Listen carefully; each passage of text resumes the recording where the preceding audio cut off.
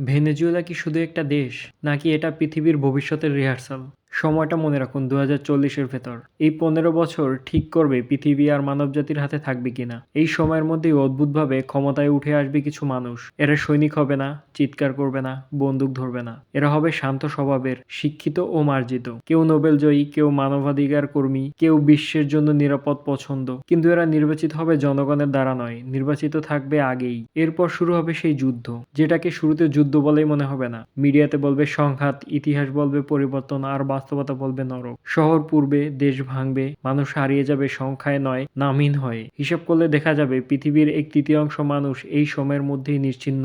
মৃতদের কবর দেওয়ার সময়ও পাবে না যারা জীবিত থাকবে। তারপর ধ্বংসস্তূপের ভেতর থেকে ধীরে ধীরে উঠে আসবে কিছু কণ্ঠস্বর, খুব নরম, খুব যুক্তিবাদী। তারা বলবে এই রক্তপাত আর না, এবার স্থায়ী সমাধান দরকার। কিন্তু তারা যে সমাধান দেবে সেটাই হবে শেষ দরজা। প্রথমে বলা হবে সীমানা তুলে দাও, কোনো দেশ থাকবে না, কোনো বর্ডার নয়, মানচিত্র থাকবে ইতিহাসের বইয়ে। যুক্তি হবে আবেগী, দেশের লোভেই তো যুদ্ধ, জমির লোভেই তো হত্যা, সীমানা না থাকলে শত্রুও থাকবে না। এরপর বলা হবে ধর্ম শেষ করতে হবে। খুব ঠান্ডা মাথায় বলা হবে ধর্মই নাকি মানুষকে অন্ধ করে, আলাদা করে, লড়াই। শান্তির জন্য তখন খোদাকে বিদায় জানাতে হবে।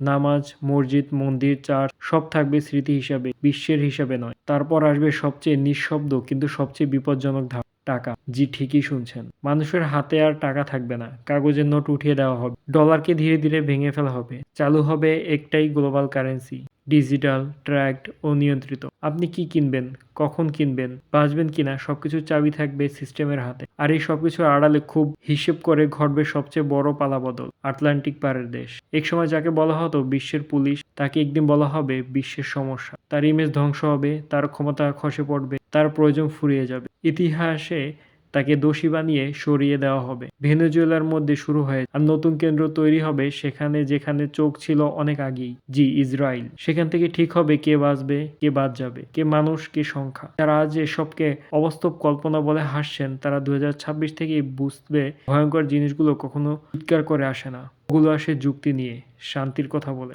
ভেনেজুয়েলা শুধু একটি দেশ নয়, এটা ভবিষ্যতের দরজা লাগানো সতর্কবার্তা। প্রশ্ন হলো দরজা খুলবে কে, বন্ধ করবে কে?